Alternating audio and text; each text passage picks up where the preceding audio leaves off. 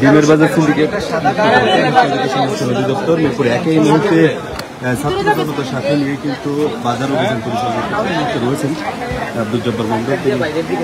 বেশ কিছুক্ষণ ধরে অভিযান পরিচালনা করছেন এবং ডিমের বাজার কিন্তু ভয়াবহ চিত্র দেখতে পেয়েছেন এবং এখানকার কর্তৃপক্ষ যিনি রয়েছেন তার সাথেও কথা বলেছেন। ছাত্র জনতার সাথে নিয়ে এই মুহূর্তে কিন্তু রয়েছেন একটি তেলের ডিলারে, পুষ্টি তেলের ডিলারে কিছু অভিযোগ সেখানে রয়েছে। তার সাথে কিন্তু কথা বলছেন এই মুহূর্তে ভোক্তা অধিকার সংরক্ষণ অধিদপ্তর সহকারী পরিচালক আব্দুল জব্বার মন্ডল। আমরা একটু ছাত্র জনতার যে অভিযোগগুলো রয়েছে সেগুলো সরাসরি আপনাদেরকে শোনাচ্ছি। আমরা আদম এন্টারপ্রাইজ, তারপরে জিলানি এন্টারপ্রাইজ লিখে দেন। বসবেন আমরা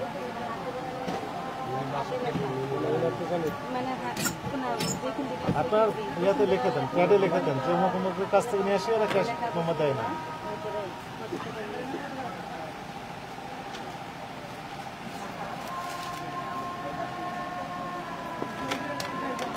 দেন আপনি প্যাডে লিখে দেন।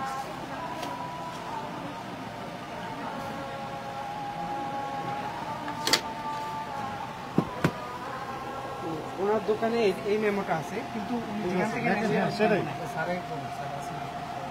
দোকানের নাম ঠিক আছে জিলানি। জিলানি এনার দোকানে অভিযোগগুলো কি কি একটু শুনুন।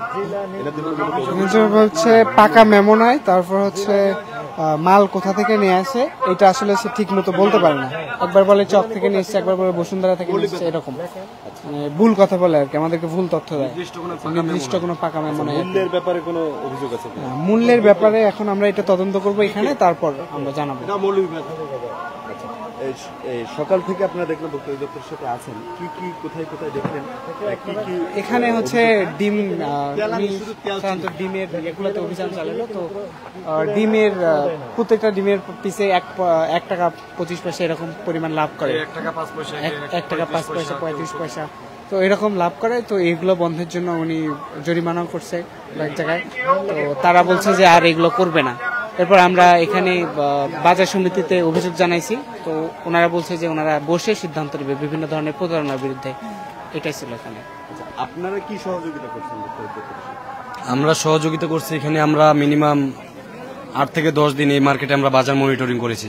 মুদি দোকান থেকে শুরু করে এখানে কাঁচা বাজার থেকে শুরু করে বাজার, চালের আড়ত, আমরা সবকিছু মনিটরিং করেছি। কিন্তু ওনাদের প্রত্যেকটা জিনিসের দাম ঊর্ধ্বগতি এবং কি এক এক দোকানে এক এক দাম, এবং কি আমরা মেয়াদ উত্তীর্ণ পণ্য পাই বের করছি আমরা কয়েকদিন আগে, সেগুলো এখনো ওই দোকানে হয়তো আছে, অবশ্য আমরা সেই দোকানেও যাব। এখানে আজকে মোটামুটি ভোক্তা আমরা কথা বলছি, ওনাদের অফিসে গেছি, তাদেরকে আমরা একটু নিয়ে আসার জন্য আহ্বান করছি এখানে দেখার জন্য, তাই ওনারা আসছে আজকে।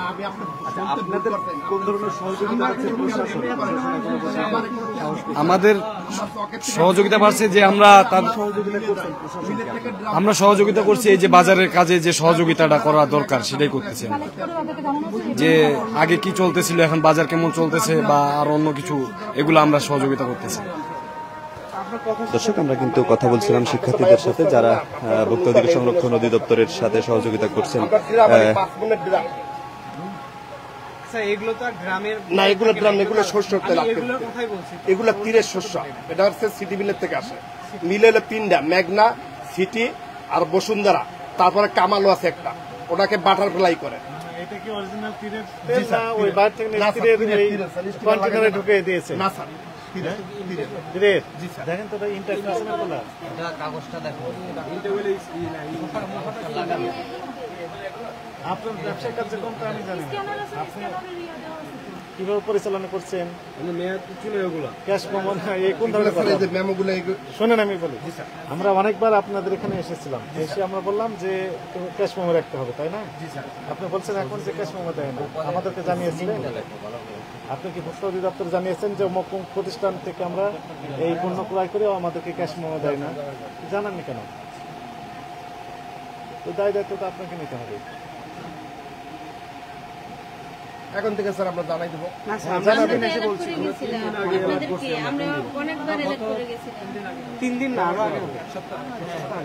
এরপর আপনি বলতে পারবেন না তো আমি তো জানি না, আপনি তো সবই জানেন।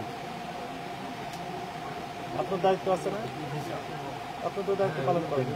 স্যার এই যে এইভাবে একটা সিল কেটে দেয়।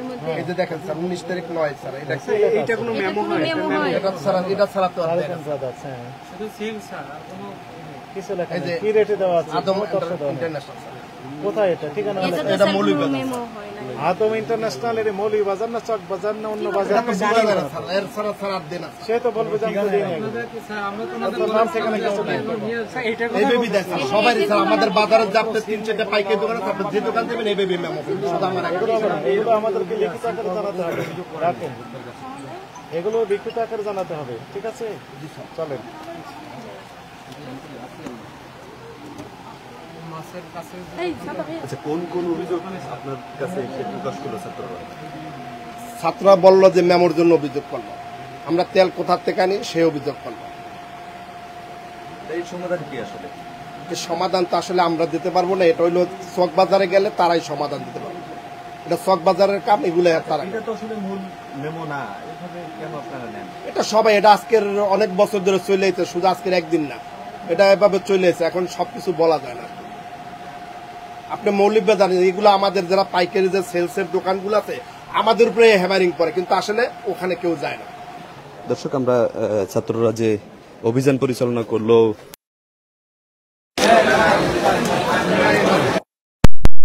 দোকানের লোক পালাইছে